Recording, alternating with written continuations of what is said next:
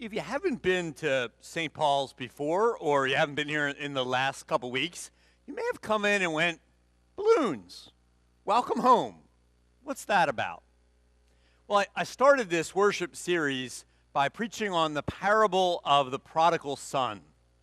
The reminder, a story that Jesus tells about a wayward son who certainly sounded like he might have had an addiction, but finally comes home. The welcome home is to welcome home that son in all of us, especially those in recovery. But it's an interesting thing to think about what the environment, the community was like that son came home to. We hear in the story that his dad welcomed him with open arms and was delighted he was home. His brother, not so much. What was that environment like?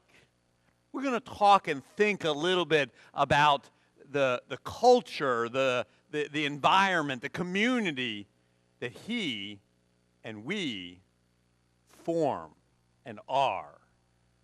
Maybe this story would be helpful. Years ago, I heard a pastor describe of how he was getting ready for Christmas Eve worship service, and a guy came in and asked him if they could talk for a moment. So they kind of stepped off to the side, and the guy explained that he was in recovery himself.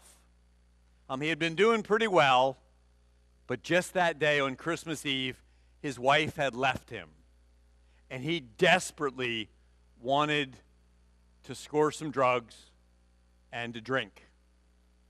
In that crisis situation, he knew that he was in great danger of falling back into his addiction.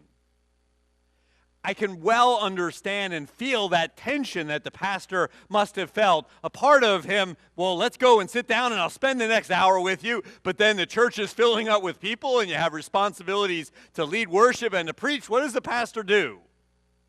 That pastor was much smarter than I think I would have been in that situation.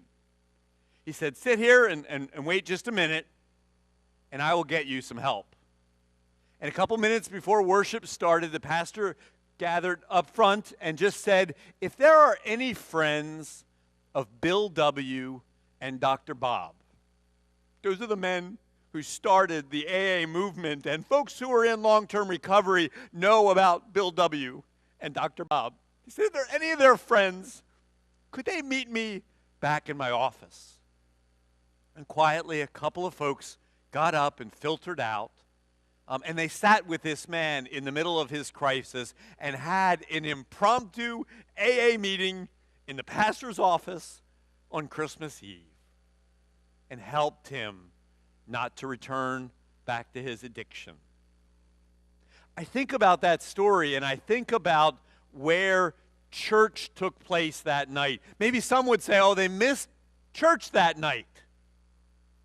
Or did they? They may not have sang Christmas carols there, but they were church. They were community, caring for and looking out for each other in the midst of this one man's particular challenge. They probably prayed out loud or at least silently. They certainly were incarnation. On Christmas Eve, you celebrate God's love come in human form, and that's what they were to each other in that impromptu AA meeting. That's the spirit that we want as a part of our fellowship and our community here at St. Paul's as well. Let me give you a couple things to think on a little bit about how we live out that kind of community. One thing is to note in our culture, in our community, in our support for each other in sobriety and whatever that is, that the early church has some help for us.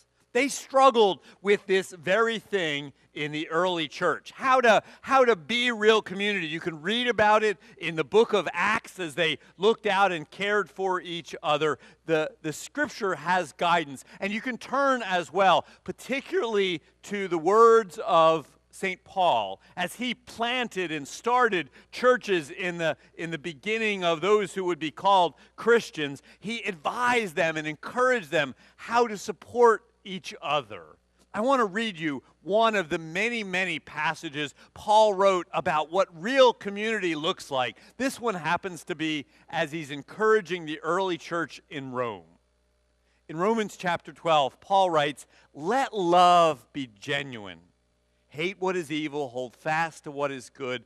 Love one another with mutual affection. Outdo one another in showing honor. Do not lag in zeal.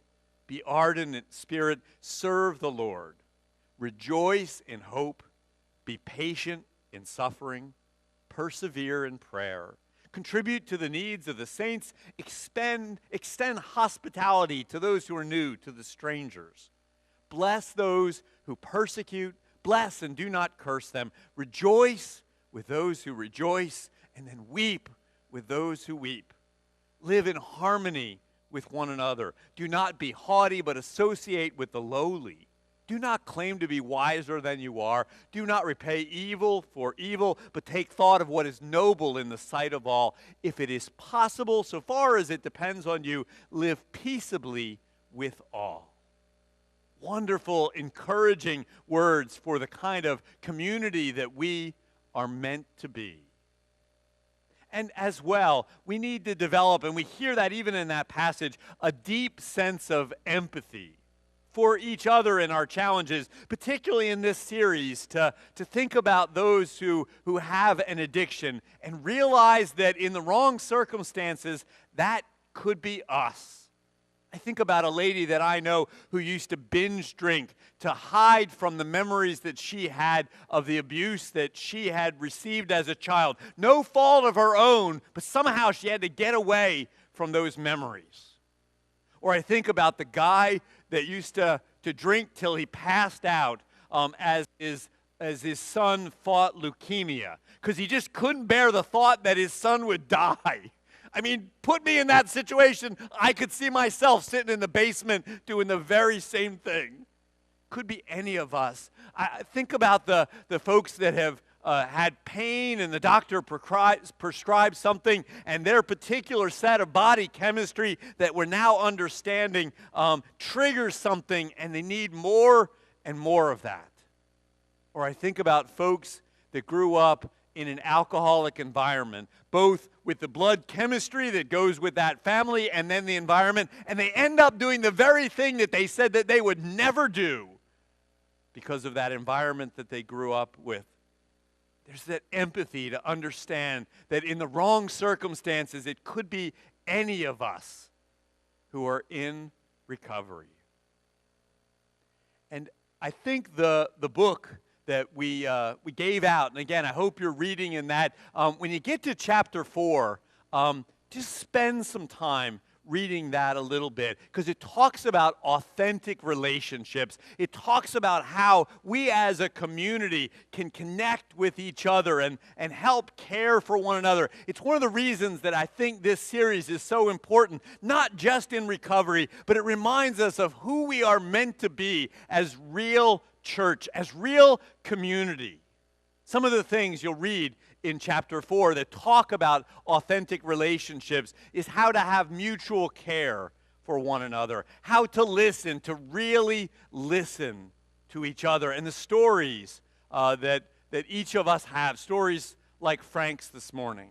We need to be truth-telling and be willing to be open and share who we are and what our journeys are. We need to have commitment for one another, acceptance for one another in the challenges that we have, compassion and understanding. Again, I would commend that chapter to you. You will read there about how to be deeper community than we normally are. And I would say as well that this has to be a church-wide effort. It has to be something that all of us are a part of. Sometimes people kind of mistakenly think, oh, well, that's the pastor's job to help care for the congregation. But it just isn't possible. I feel bad every once in a while. I hear about an event or something happening in somebody's life, and I don't hear about it. I didn't know about it to be helpful. But then I remember, I actually looked in our database the other day. We have 679 people who are part of this faith community. Not all of them super active, but even if half of those folks are active, it's just impossible for me to well care for 300 or 400 people. In fact, they study such things, and the best of us can handle about 100 people that we can look out for in any significant way. We have to be doing that for each other, to be looking out and watching out for and loving and helping support each other, whether that be in the midst of recovery or whatever other challenges and difficulties that we're a part of. It's one of the reasons that we gave out these wristbands. I hope you're wearing yours. I wear it partly as a reminder of the community that we are supposed to be, to remember how we're to connect and support and love and care for each other. So I want to end in this way. If you had a chance to read chapter 4 in that book, then you read about Rat City. It's an experiment that they did. They took some rats and they gave them the option of water that was plain water and water that was laced with morphine.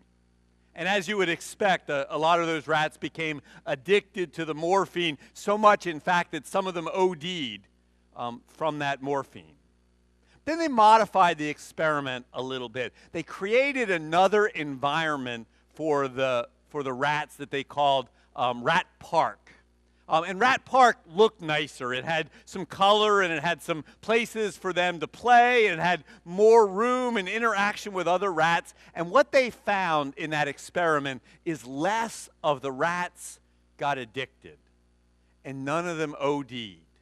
That being in a supportive environment, and they've done other studies and examined other things, and when you have the right environment for somebody who's in recovery, much more likely to stay healthy and sober. And that's the reminder, like we're a lot better than Rat Park. We're the place where we support and care for and help each other along the journey. I don't know all that means for us as a community. I know we have small groups and places to gather. I know we have ministries where people can gather and support each other. We're talking about starting a new ministry to reach out to people that slip away. I was reading the other day that board games are on a resurgence. I was like, maybe we should have some board game nights just where people have a chance to gather and be together. So I want to do something a little different this morning. Some of you will probably hate this. Some of you, hopefully, you'll like it. But I'm going to ask you right now to be community. I'm going to ask you to meet with some folks that are around you this morning.